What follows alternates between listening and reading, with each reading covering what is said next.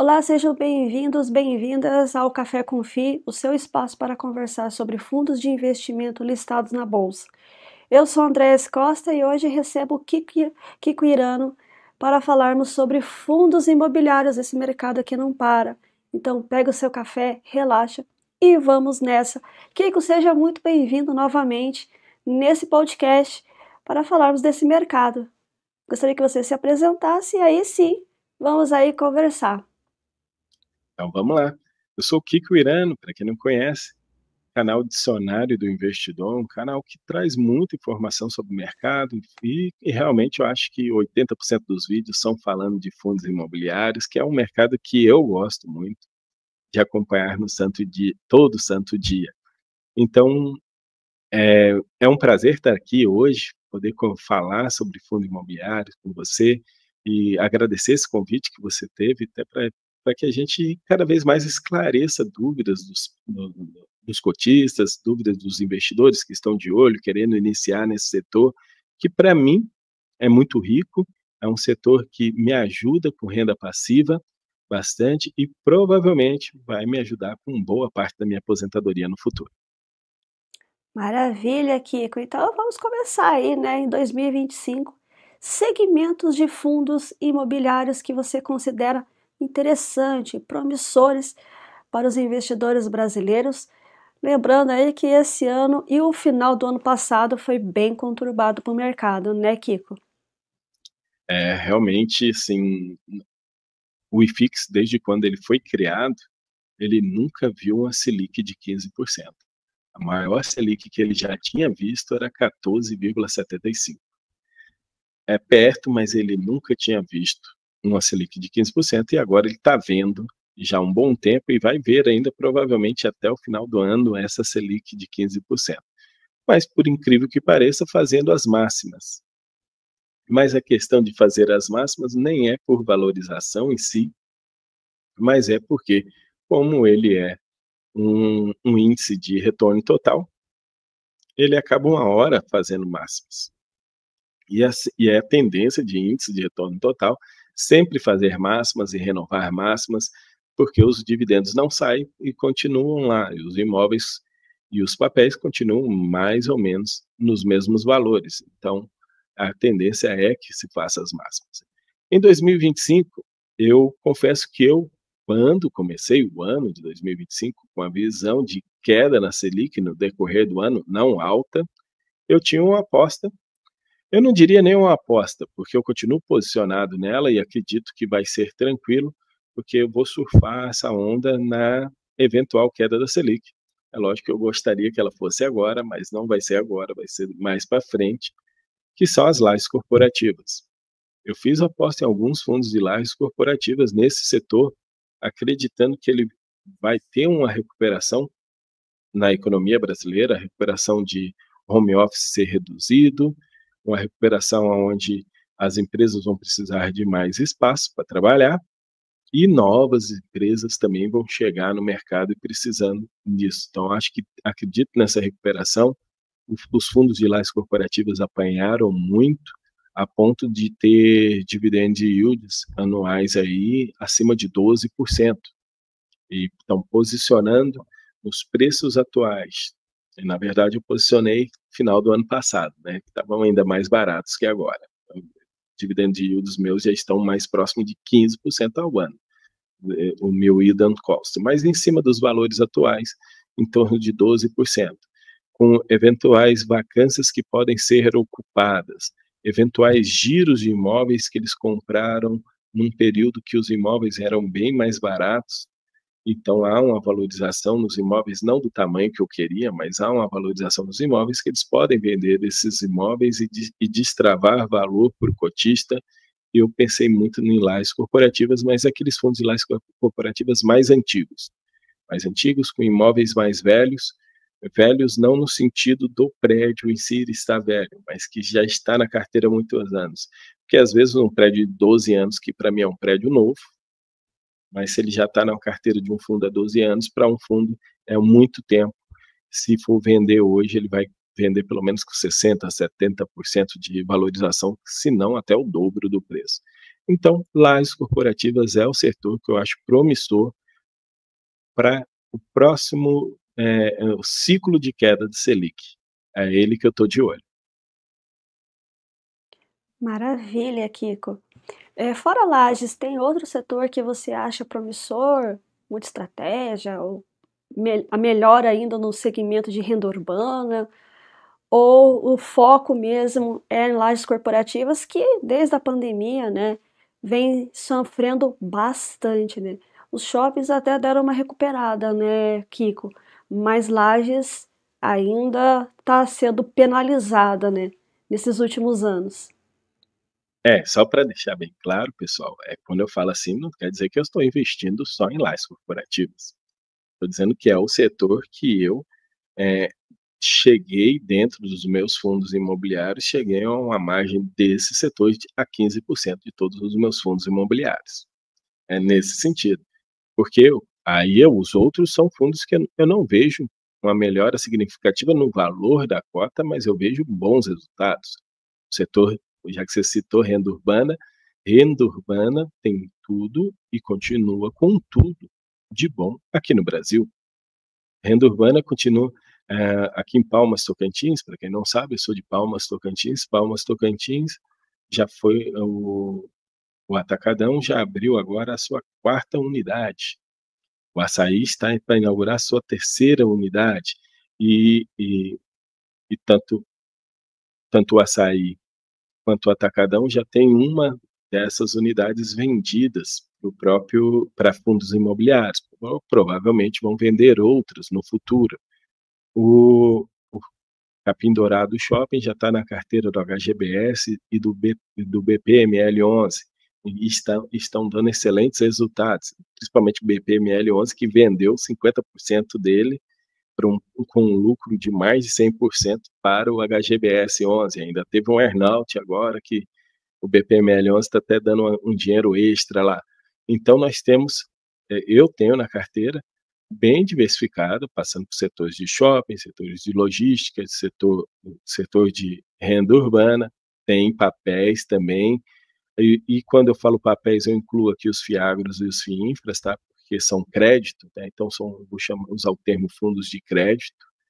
E agora está vindo essa inovação, está vindo mais forte, que já existe há algum tempo, que são os hedge funds, são os multi-estratégias, onde os multi-estratégias, eles vão, aí tem alguns que eu estou acreditando mesmo, né, que eles vão aproveitar o melhor momento de cada trecho.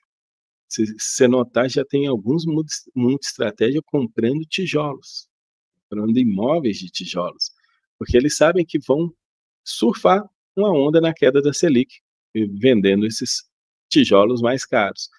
Aí, então, vamos esperar para ver. Então, acredito muito numa melhora, mas eu sou um cara sempre otimista, quem me conhece, né? Estou esperando essa melhora e, que teve no começo do ano passado e a Selic depois voltou, mas isso pensando aqui há 1, 2, 3 anos, tá, gente? Já que dá uma cutucadinha em 2025, não acredito em melhora daqui para o final do ano. Selic se mantendo em 15% daqui até meio do ano que vem, Selic se mantendo em 15%, talvez comece a queda lá no meio do ano que vem, e então é momentos da gente comprar mesmo, comprar, e ainda a gente vai ter aquela queda natural que a gente tem, que eu chamo queda do orçamento, né? Que todo ano o governo vai lá e manda um orçamento que absurdo, aí e, porque ele é negociação, né? Então ele começa com o pedido absurdo, aí depois vai chegando a um acordo, aí cai o mercado, aí chega um acordo, o pessoal, não, isso aí tá bom. Aí a gente vive o rally de final de ano para voltar para aquele patamar. Então vai ter isso nesse ano, provavelmente, mas considero esse ano, daqui até o final, um ano de compras. Um ano da gente fazer compras mesmo, de modo geral, para surfar as altas nos anos seguintes. Exatamente. E você acredita que o aumento nos custos de construção podem impactar aí a valorização dos imóveis, já falando especificamente em fundos de tijolos? Porque é uma Selic tão alta, isso acaba impactando diretamente nesse segmento, né, Kiko? Pois é, a gente está. O que está acontecendo? As reavaliações normalmente estão reavaliando abaixo. E quando os fundos estão vendendo seus imóveis, estão vendendo acima das reavaliações. Aconteceu isso com a HGRU, aconteceu isso com o RBVA recentemente, aconteceu também com o TRX. A grande maioria dos fundos que estão vendendo acima.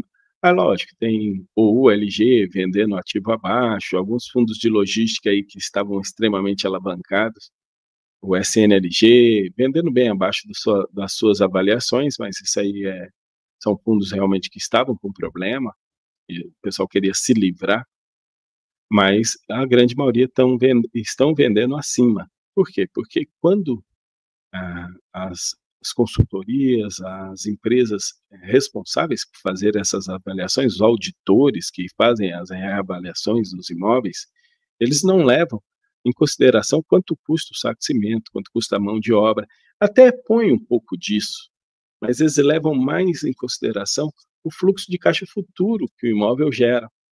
Eles olham o contrato de aluguel que está tendo lá atualmente, o vencimento dele, e o tempo, eles analisam mais isso e ainda comparados à taxa de juros anual praticada no país, e que está altíssima. E por estar altíssima, vai lá, avalia abaixo. Então a gente tem umas avaliações muito ruins, e com a queda da taxa Selic e com o tanto que aumentou nos últimos 5 anos o custo de construção, eu fiz reforma e eu sei disso, está muito complicado mesmo a questão de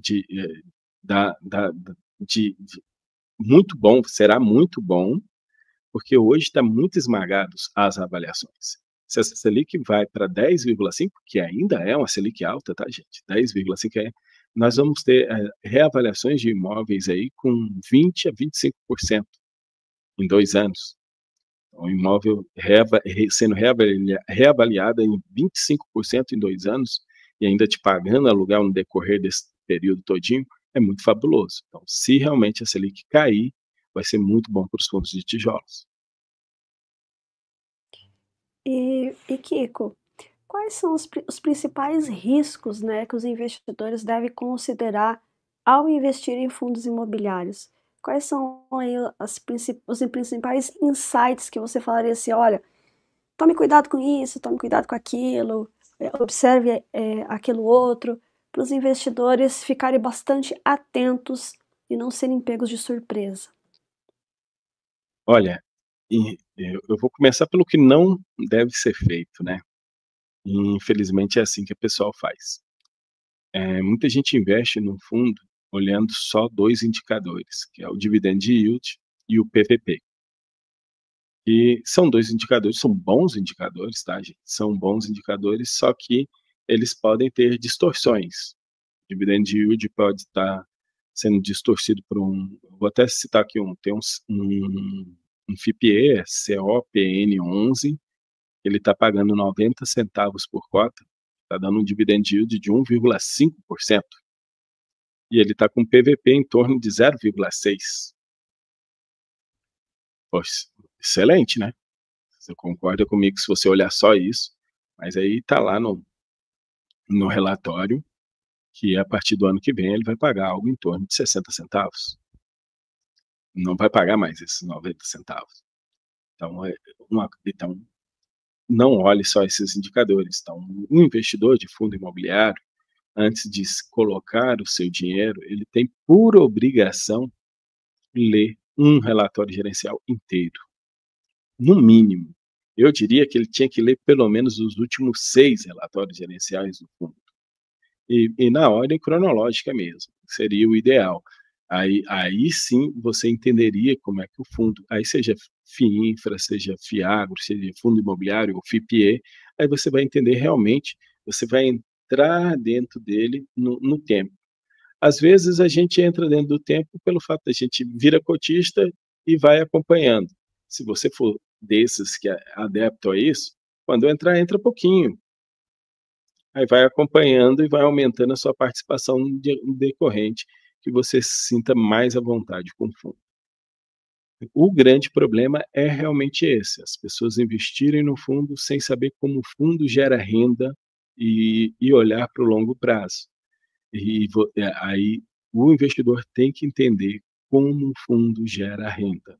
Se você entende como ele gera renda, aí você sabe tudo que pode atrapalhar ele a gerar renda. É um exemplo bem simples. O fundo tem imóveis locados para supermercados. Os supermercados pagam aluguel, então ele gera renda para supermercados. E se de repente dá um problema no Brasil que fecha em supermercados, o que vai acontecer com o fundo? Ele não vai gerar renda. A gente já viu isso na pandemia com os shoppings. Então, você não vai ser pego de surpresa, porque às vezes acontece pessoas que compram um fundo de papel indexado ao IPCA, que pagou bem, porque o IPCA de fevereiro foi 1, tanto. Aí, de repente, agora que a gente tem uma previsão de deflação medida pelo IPCA em agosto, daqui 2 meses vai pagar uma merrequinha. Aí a pessoa vai dizer, nossa, eu entrei nesse fundo, ele pagava tão bem. Não, ele não pagava tão bem. A inflação que estava alta, referente àquele mês. Então, entenda como o fundo gera renda, isso é essencial. Como você vai entender? Lendo o relatório gerencial. Pelo menos os 6 últimos antes de entrar no fundo. Relatório gerencial é fundamental, né? Ali que o gestor vai contar como é que aconteceu, né? Ele relata ali o mês anterior e também a projeção que ele tem, né? Olha, eu tô vendo que a economia vai por esse caminho, olha, eu tô vendo que isso vai acontecer pelaquela outra forma. Consequentemente, olha, tem um guidance, né? Alguns vêm dando guidance, ó, tem um guidance até o final do ano, que eu já tenho as projeções feitas, que eu vou te pagar tanto. Né, igual esse que você falou, esse FIPE aí, que pro ano que vem já vai pagar, não vai mais pagar 90 centavos, vai pagar 60 centavos. Então você não é pego desprevenido, né? Outro ponto também, Kiko, a questão de gestão, né? É fundamental também acompanhar os CPFs que estão por trás ali daquele fundo? É interessante isso, né? Quando eu comecei com o canal, aí um dia meu pai, senhor, né? Meu pai já foi um baita empresário no passado, lá em Brasília, dono de lojas em shopping, né? Até depois ele quis mudar o estilo de vida, mas ele e deu errado algumas coisas que ele fez também na vida, né? Mas tudo bem, isso faz parte do aprendizado. Hoje meu pai vive só de aluguéis de imóveis. Mas ele veio e pergunta, meu filho, como é que é isso aí? Eu expliquei para ele isso, aquilo e tudo, e ele falou assim, mas você acompanha as pessoas? Eu, como assim? Não, é porque esse fundo aí que você falou é muito bom, não é? Quem é a pessoa que está lá? Porque um dia ele sai de lá e vai para outro lugar. Então você tem que lembrar dos nomes e anotar. Então, toda vez que você for, você anota, é o fulano de tal, é o fulano de tal. O cara ruim aqui é o fulano de tal, que tem pessoas ruins também. Então é interessante a gente saber quem é as cabeças, quem são as cabeças que estão lá. Porque aquela pessoa que errou ali vai errar em outros lugares também. Aquela pessoa que acertou ali vai acertar em outros lugares também. Então, o CPF é importante, sim, a gente acompanhar para onde ele vai. Mas quer dizer então que uma gestão que é boa hoje, se sair determinada pessoa, estraga o fundo? Não necessariamente, porque essa pessoa que estava lá, ela ensinou outras pessoas. Se as pessoas que continuam a seguirem o que eles aprenderam, o fundo continua com a mesma qualidade, sem problema nenhum. Mas era importante essa pessoa continuar lá.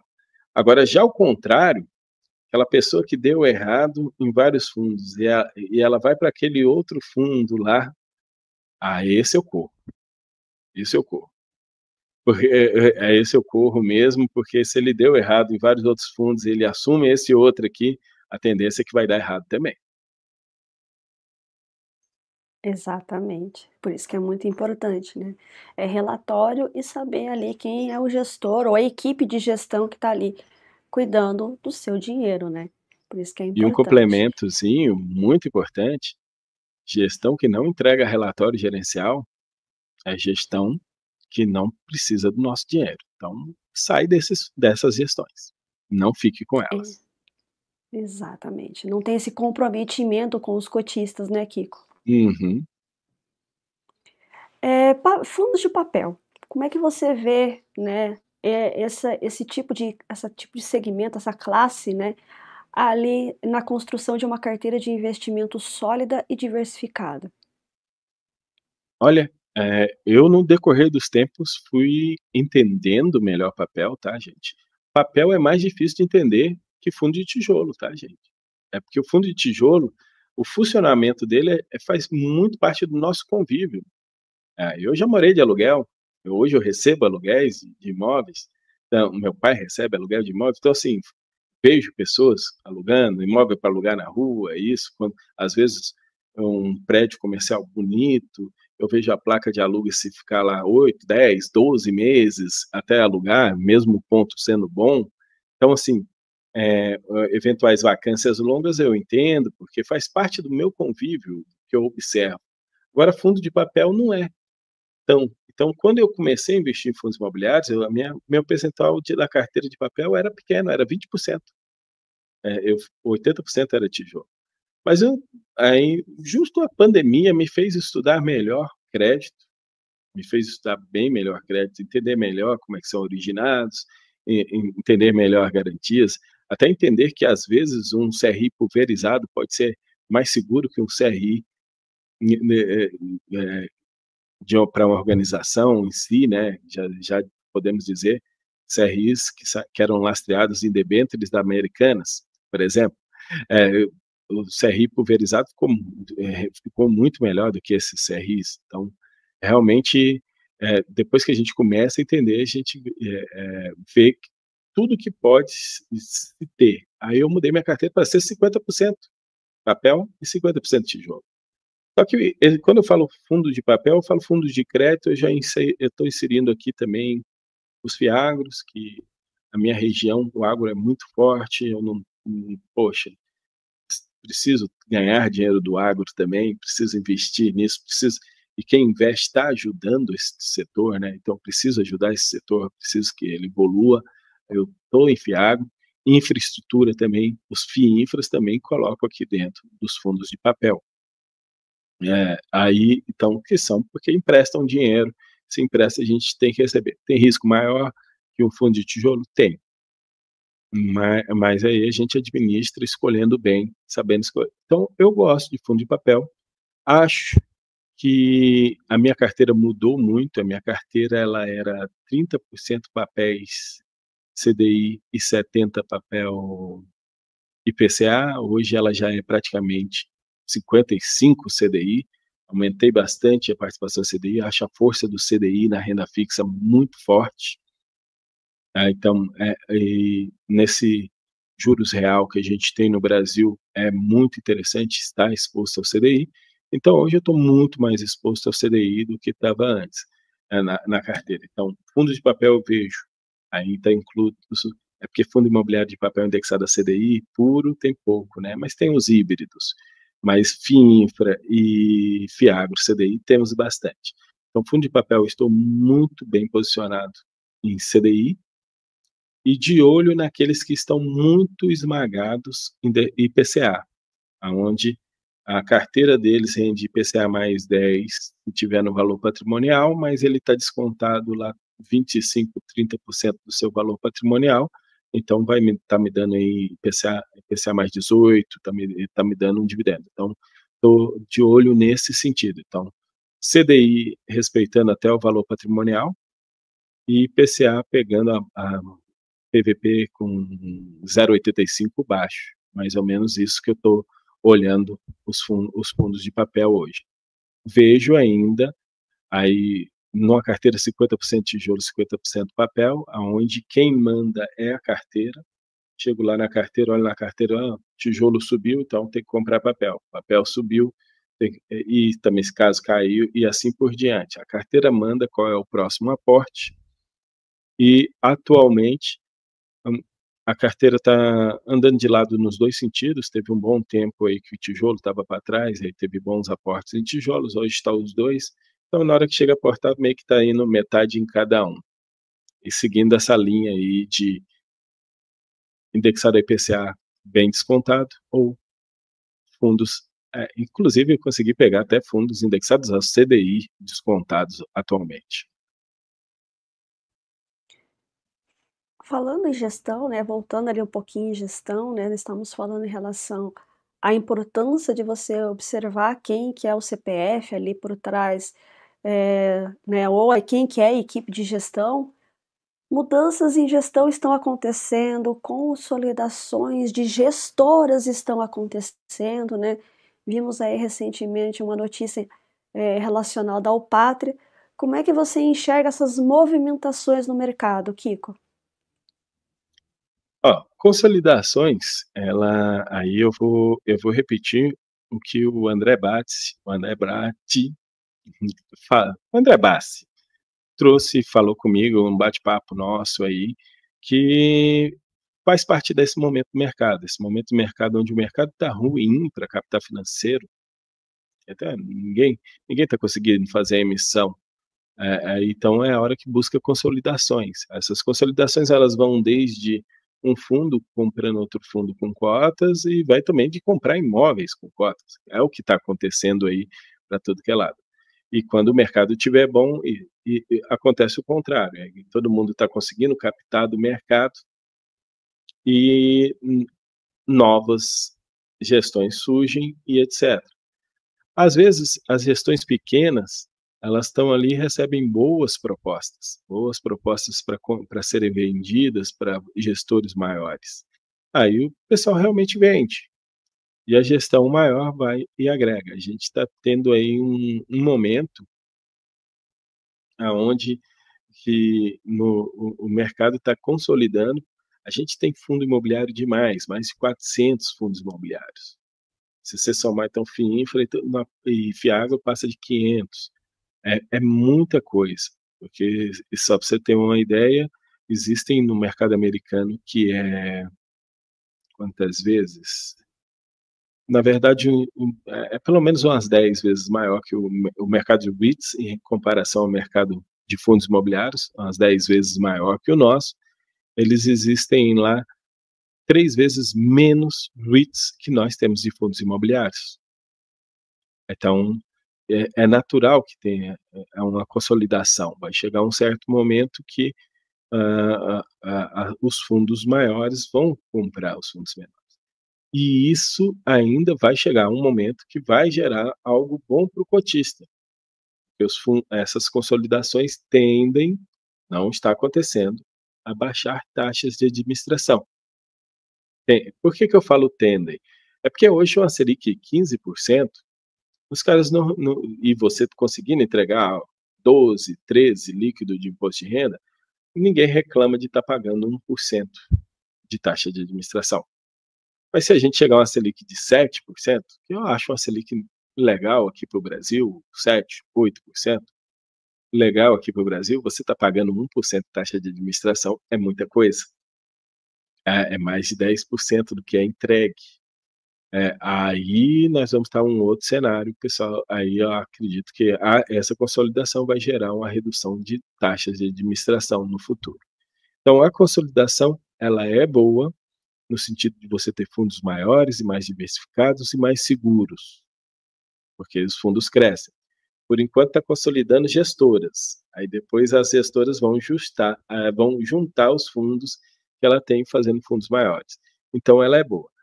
Participar dessa consolidação, onde o seu fundo é comprado com outro, a grande maioria das vezes a pessoa tem que realizar prejuízo. Aí está deixando muito cotista insatisfeito. Porque o fato de você ter comprado por 100 e ele está 80 e você ter que vendê-lo realizando prejuízo para poder ir para outro fundo, no caso de uma incorporação, deixa muita gente insatisfeito. Às vezes a pessoa ficando quietinho lá com os 80, o cotista não reclamar. Aí é a hora que as pessoas começam a, sem entender o que está acontecendo, começam a dizer assim, fundo imobiliário não presta, fundo imobiliário é pirâmide, fundo imobiliário porque não está entendendo o que está acontecendo, mas faz parte do mercado. E um investidor de fundo imobiliário, e não é 100% renda passiva. Você tem que porque renda passiva eu chamo aquela que você deita na rede e o dinheiro pinga. Fundo imobiliário você tem que acompanhar, você tem que receber os e-mails para participar de Assembleia Geral Extraordinária, receber os e-mails para enviar preço médio, você tem que receber receber e interagir, tá? E responder, não é só receber e responder. Tem que ler os fatos relevantes para entender o que está acontecendo. Então, infelizmente, se você quer gestão 100%, renda 100% passiva, não é em fundos imobiliários. Na verdade, não é em renda variável. Não é em renda variável que deve ter. Se quiser, fica lá na renda fixa mesmo, para você ter sua renda 100% passiva. Em renda variável, você tem que. Não é muita coisa. Se você tiver 20 ativos, que é um tanto razoável, você também não vai passar 8 horas por dia trabalhando para isso, mas você vai ter que trabalhar aí, vamos dizer, 30 minutos por dia, olhando para os seus fundos imobiliários. E fica bem, olhando 30 minutos. Exatamente, fazer esse acompanhamento é fundamental, né, Kiko. Agora você me essa fala sua me fez lembrar de 2 perguntas aqui para você, Kiko. Monoativo e FOFs, qual o futuro deles? Nossa, pergunta boa, né? Pergunta muito boa. Olha, são 2 classes que impulsionaram o início dos fundos imobiliários, né, principalmente os monoativos. Quando os fundos imobiliários iniciaram, todos eram monoativos, e alguns até, bem concentrado na quantidade de cotistas, poucos cotistas tinha alguns com 100 cotistas, outros com 20 cotistas, e um imóvel só, até porque senão ficava grande demais o fundo para você não conseguia tanto cotista para isso.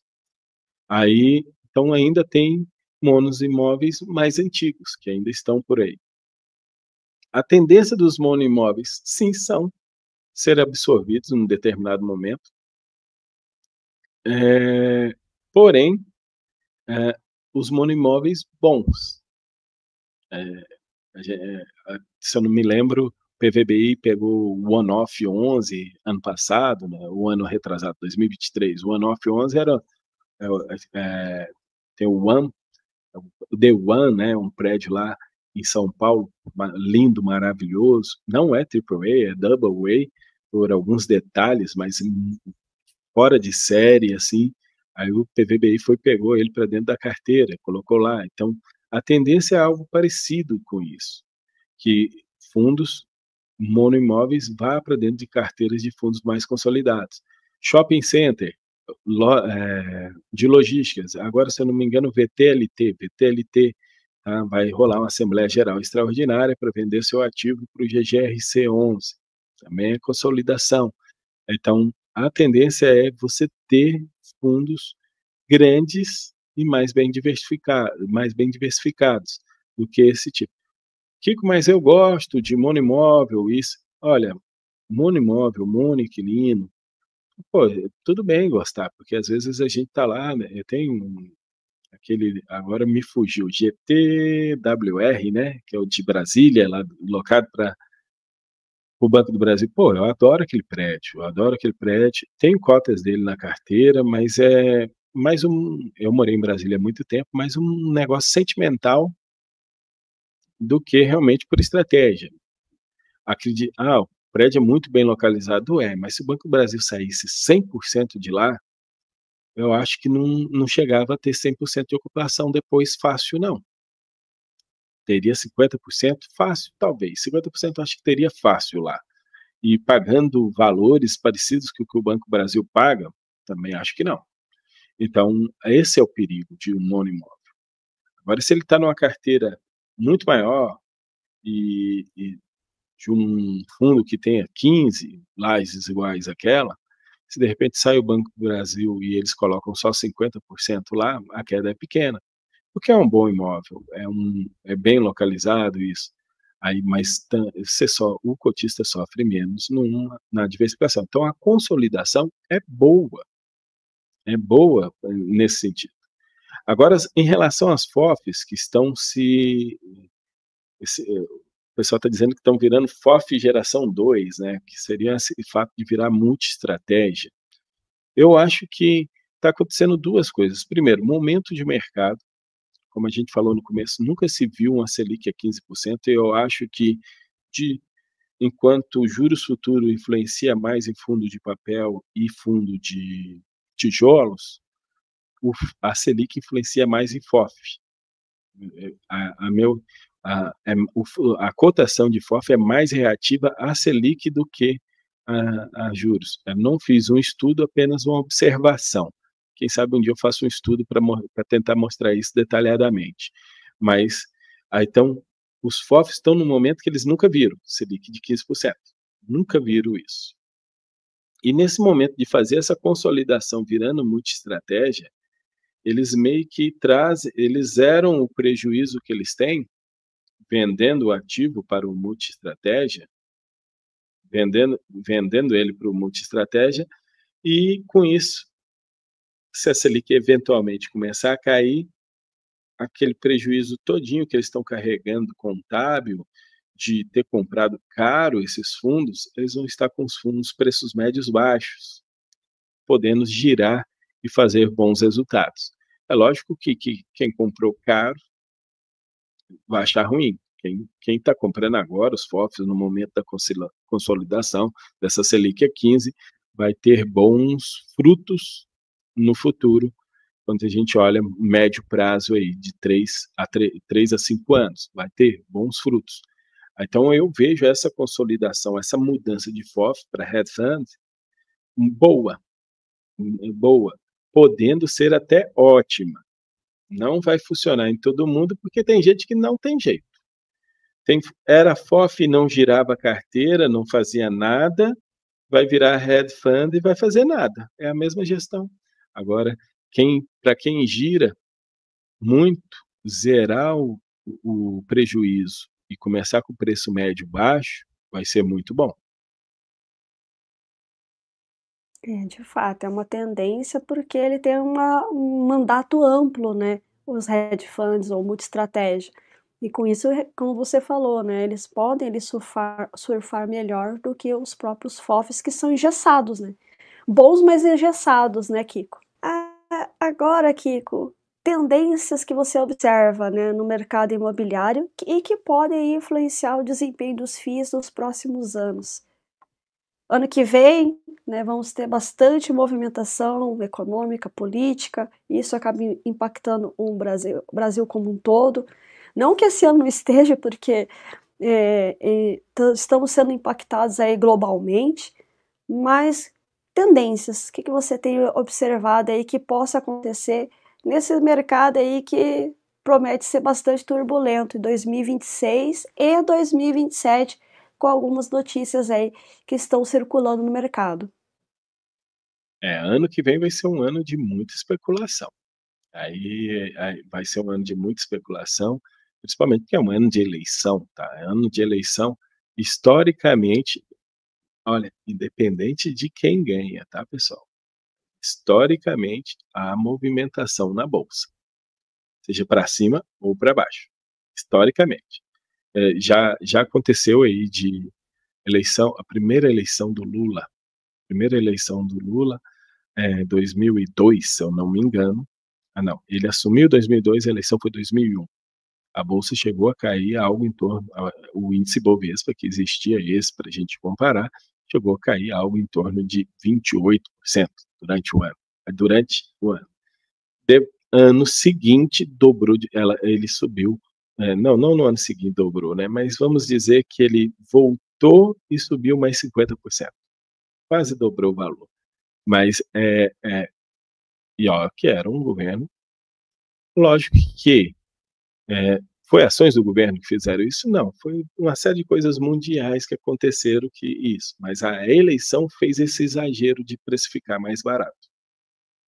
E assim como também aconteceu no ano de 2018, de dar uma precificada um pouco mais cara.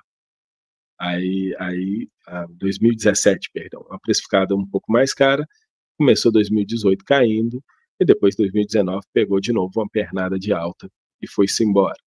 Então, Para mim, eu acho que vai definir muito de que lado a gente está em 2 lados apenas para a eleição, a gente sabe disso, de qual dos 2 lados vai despontar.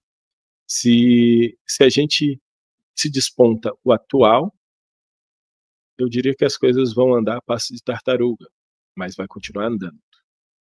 Por que está andando? A gente está vendo, fazendo máximas, fazendo máximas. Se vai para o outro lado, o mercado gosta do lado de direita. O mercado tem expectativas melhores para um governo de direita. Isso é uma realidade. Ah, mas tem empresa tal, patrocina a eleição do pessoal de esquerda, empresa tal, isso faz parte. Eu conheço empresas que dá dinheiro para os dois.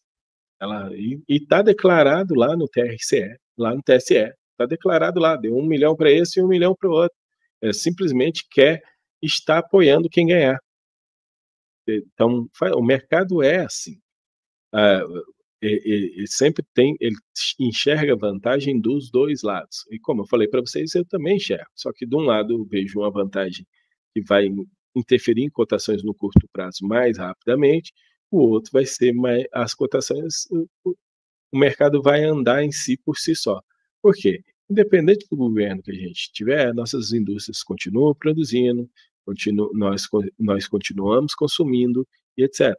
Ah, mas as taxações que com o exterior, mau relacionamento com o governo dos Estados Unidos, olha, até o próprio Estados Unidos também faz novas eleições. Então, a partir do ano que vem, quando entrar o próximo presidente, seja o mesmo ou o próximo, só tem mais 2 anos do de lá, e tem outra eleição lá, e assim por diante. São ciclos. O que a gente faz? A gente começa sempre a estudar e ver o melhor momento de estar em um determinado classe de ativos. Ah, Kiko, eu não consigo fazer isso. Olha, a renda fixa no Brasil funciona muito bem. Eu não sei porque muita gente tem vergonha de investir em renda fixa, mas renda fixa no Brasil funciona muito bem. Teve um tempo que o pessoal chamava de perda fixa, mas renda fixa no Brasil funciona bem. Fica na renda fixa. Eu adoro fundo imobiliário, eu queria que todo mundo tivesse fundo imobiliário, mas infelizmente não é para todo mundo. Eu adoro futebol, gosto de jogar futebol, mas não é para mim jogar futebol, então eu fico fora de jogar futebol. Eu não tenho preparo,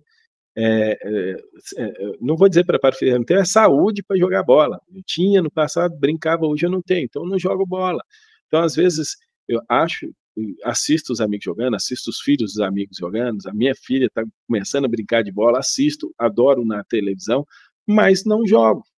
Então, às vezes, você gosta de fundo imobiliário, mas fundo imobiliário não é para o seu perfil. Fica lá na renda fixa mesmo. Renda variável não é para o seu perfil.